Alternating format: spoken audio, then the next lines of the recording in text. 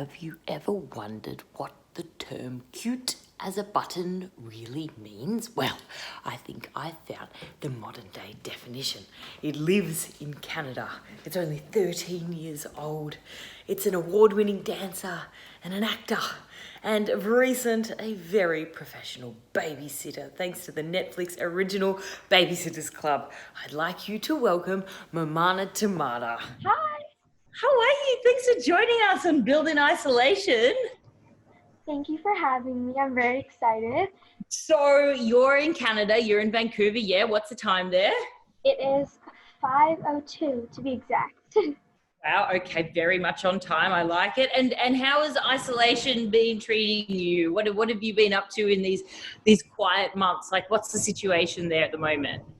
Well, I'm pretty much doing anything to keep me entertained. So I've been doing lots of baking. I love baking and like arts and crafts and just, doing anything that I can do to like keep me busy and entertained during this time. Now, I know you're big into baking and you're also playing piano, but what was the last thing that you baked? Ooh, I baked, I think it was like donuts or churros. I can't remember. It was one of those two. Donuts. I've never baked donuts because you got to like fry them, don't you? Yeah. Cool. That sounds quite complex and messy. Have you ever almost burnt down the kitchen? I don't know. I don't think so. What time? Yeah, no. I don't think so. I'm pretty responsible in the kitchen. You're a safe cooker. Good to hear. Well, let's get into the exciting stuff, like what just happened on July 3. The Netflix original Babysitters Club was released, which was a book, and then a big series in the 90s, which I watched, and now you're one of the stars. Were you so nervous to watch it come out and have your friends and family around? Yeah, we've been working on this project for like what feels like forever. So it finally being like released in the world is so exciting. And what did your friends and family think? Did you all sit around in like a viewing room, or like how did that kind of go for you for the first step? Well, obviously we're all like self-isolating, so I watched it with my family, and a bunch of people FaceTimed me after. I actually FaceTimed the girls the second it came out, and we kind of like talked for a little bit while watching the show together. And yeah, it's just so exciting to see everybody's reactions to the new show. And have you, like your experience with babysitting, have you ever been paid to babysit someone before? I have. I love babysitting. I think it's a ton of fun, and I just love kids. So I did have some babysitting experience even before booking the show. And you've watched the original back all those years ago? Well, I did watch the movie, and I also read the books. It's like even before booking the role, and then I like rewatched and reread the books after I found out I got the role of Claudia. Oh, and was it so weird to think what they'd created back then in comparison to what you've done with it now? A little bit. It's definitely the reboot is definitely a little bit more modernized, but it still has like the nostalgic and timeless feel of the original books, which I think the writers did an amazing job on, and I love like the way the audience is reacting to their new reboot. And did you know, which you probably do, that there was 2,650 girls that auditioned for the role, and 1,000 got through, and all for these 5 roles, and you came out with one of them. I mean, does that put a lot of pressure in your mind, and to know that many people were striving so hard for the role that you got? Well, I didn't even know the exact number, but now I know. That's crazy. I knew there was a lot of people, but definitely didn't think for it to be like that many people. It's just crazy to be like one out of like thousands of people that audition for this role. Absolutely bonkers. And you play the coolest little cat, Claudia Kishi. You're the vice president of the Babysitters Club, and you're a bit of a fashionista, and you have a lot of sass. Is this fairly similar to your character, like in real life? Would you be friends with you? 100%. I am such a Claudia, and I relate and identify as a Claudia, I think, the most out of all the characters. So playing her was a lot of pressure, but I feel like after you're kind of like on set, in hair and makeup and everything, because we're so similar, the character really came to me pretty easily.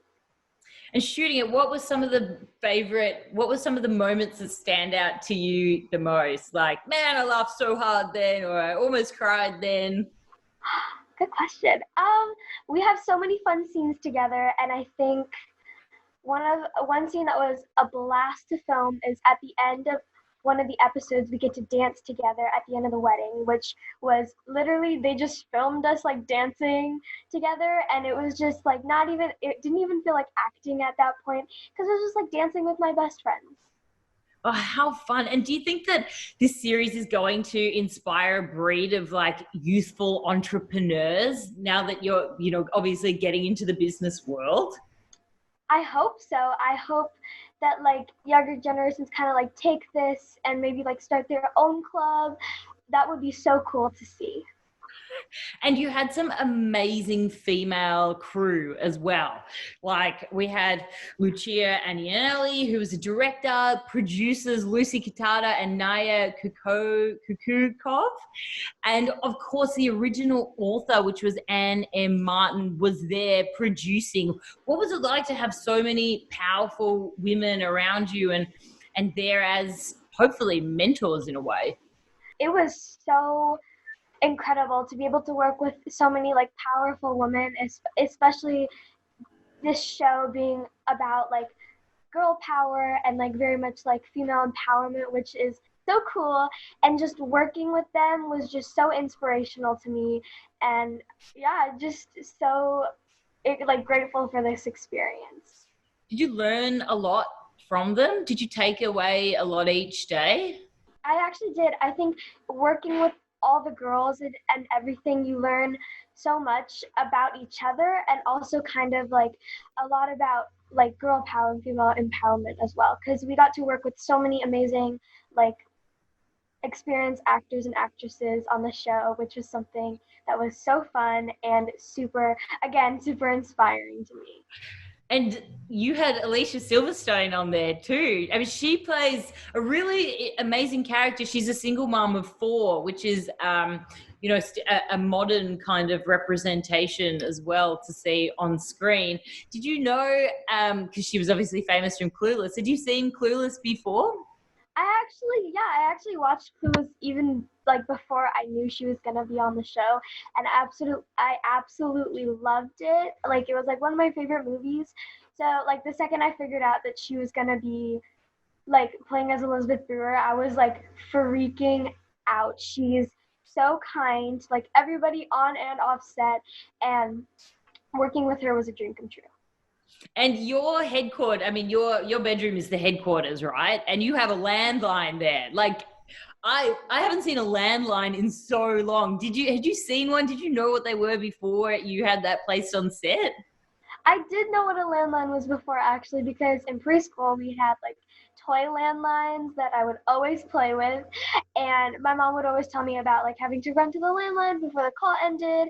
So I was familiar with the landline, but like the second we saw it, I think all of our jaws like dropped, because it's so iconic and we've seen it kind of like in our imagination in the books and also in the TV show. So just like seeing it back was, yeah, it was so incredible. I think what I really love is the diversity on there. And you speak fluent Japanese, yeah? Mm-hmm. Claudia's Japanese heritage is explored in episode 6, which is fantastic. How was that scene? Talk me through what it was like to kind of really celebrate your Japanese heritage as well within that kind of that same concept. I think it was so cool and important that they incorporated like the Japanese heritage into the episode, because it just works so well.